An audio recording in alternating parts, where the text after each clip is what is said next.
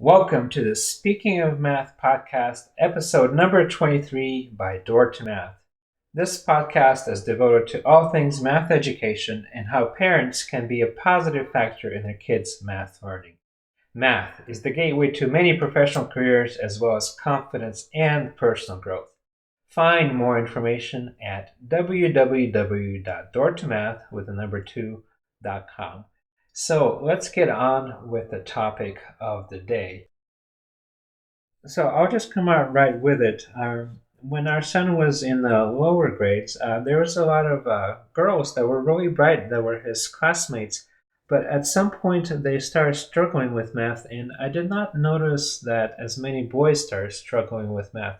So is our school system failing the girls, or is it something, math is something that girls are not naturally good at?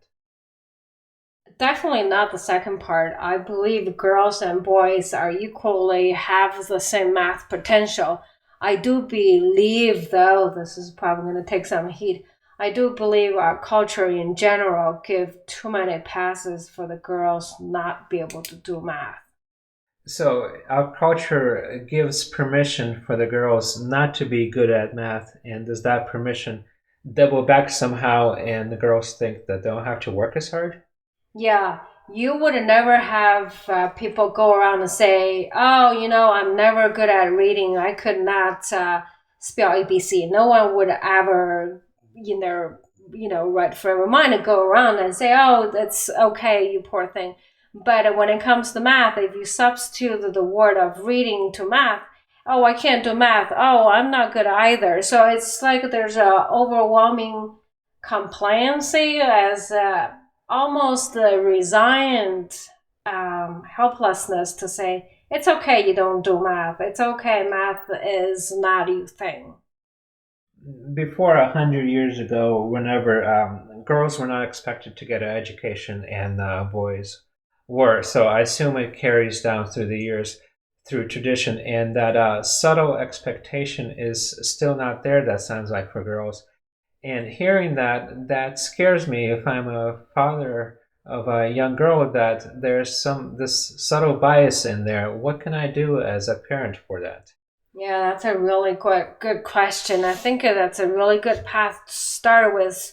It's awareness. So for girls, there's a acceptance of not doing math. It's quite okay. The standard gotta start at home, and not necessarily to say, daughter, you have to ace math. More like, daughter, I expect anything you want to do, you should be able to do. Don't let anyone talk to you differently. Start from there. So the expectation should be the same no matter for girl or boy. And the expectation is that if your daughter wants to do anything with math, that there should not be any limits to that. Definitely. Now, I have to say, it is uphill battle.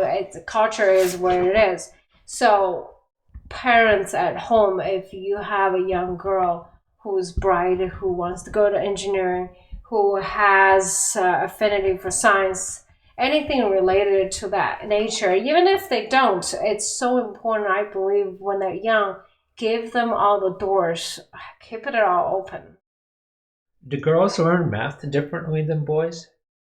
I don't believe so. The reason I say that girls struggle a little more, one is the complacency, and number two, somewhere along the way, when girls hit the middle school, it's really not cool if you can do math. I've noticed that girls tend to memorize more than to figure things out. Am I correct in that? Yeah, that's the third reason. I believe girls mature earlier, so they have a better work ethic. As a result, they get sucked into memorizing math a lot sooner than boys. Boys, on one hand, are a little bit lazier, quote unquote, and they like to figure things out more. It's just they're nudged into different directions. Unfortunately, when it comes to math, memorization is really death camp graveyard of math success. All right, let's delve into this briefly. What's wrong with memorizing when it comes to math? Math is not about memorization, it's more about critical thinking, figure things out.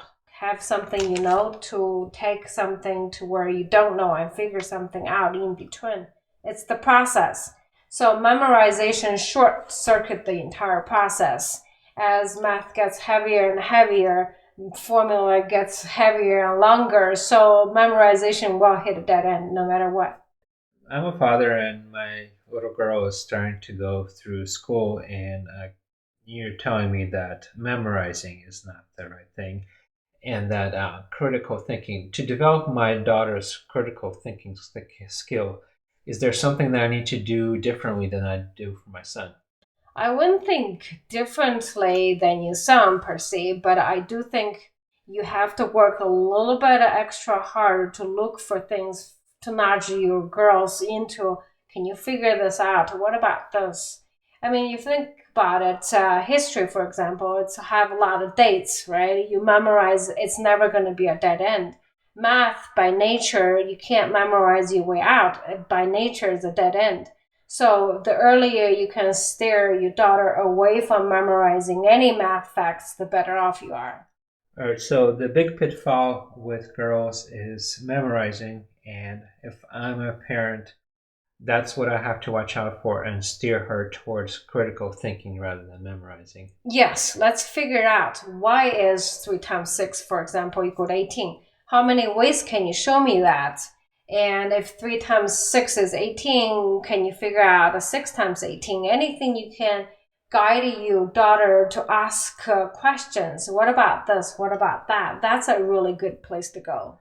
When I'm with my daughter studying, do I give her different types of examples or different types of problems to work on than I would give a boy?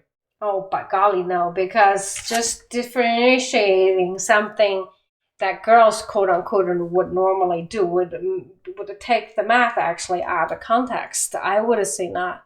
All right, so give them the same problems, but watch out for the memorization for girls more. Yes, because girls mature early and the work ethic blossom earlier than boys, and that gives them a really gateway to slide into memorizing. All right, and before you said that boys mature a little bit later and tend to be a bit lazier, what are the pitfalls in that as it comes to learning math? That's a good question. Boys usually like to figure things out, kind of like our son. He's always trying to build stuff. In the process of figuring how to fit pieces together on the wood construction, for example, or Lego constructions, his mind is more in line with the structure of the math inherently. So one of the things that you have to watch out for boys is that because they figure things out a lot, they don't like to show the work themselves. And if you meet with a teacher who's really stickler, they get really discouraged quickly for the boys. And the other thing is that because they're figuring things out for a while and then meets the basic intrinsic structure of math, they can glide it for a long time and their work ethic suffers. So I remember for our son that he just kind of, when someone asked him a question, he just kind of wrote down the answer without showing any of the work. Does that relate to being lazy? Okay, not quite lazy, but I think that's really one sticky point you have to watch out for the boys, especially who does that. So a natural tendency is to go fight the teacher to say, hey, my kid got the right answer. Why are you not rewarding for the right answer? I think a more productive way to guide the boys in that scenario is actually explain to you boys, this is what our education system is gonna do for you. You can either butt head with the education system and eventually lose the interest, curiosity because you keep on being punished for giving the right answer, or you have to take a look at why your teacher is asking the steps. Teachers are doing it hopefully because they want you learn the process of solving a problem. So you have to really guide your boys through that sticky phase. All right, so guide your boys through showing the steps of solving a problem and help your daughter steer your daughter away from memorizing, or steer my daughter away from memorizing and towards critical thinking. Am I missing anything? No, those are two big things, if there's any sexist differences. All right, those two big things. And one question that comes to mind with today's tech culture, our son watches all those techie videos explaining computers and everything on YouTube, and our daughter doesn't. Does that kind of set girls back a little bit because they're not quite as interested in the techie culture? Or with today's techie culture, I see that our son watches YouTube videos about computers and megahertz and all those kind of math concepts mixed in, and our daughter doesn't quite do that. Does that put our daughter at a disadvantage? Yes, it does. So here's the roundabout way you can still get girls involved, especially when they're young. The topic is chemistry. I've found in the past that chemistry is a phenomenal attractive to girls because you see that science and math, maybe not as much math, but science is in front of your eyes happening. And to get deeper into chemistry, you do need a science, and science leads to math. So this big whole family is still open to kids. So chemistry is the gateway drug for math. In a way, for girls especially, if nothing else, you can get them interested in terabytes, gigahertz, or whatever else the techie boys are doing. Try chemistry.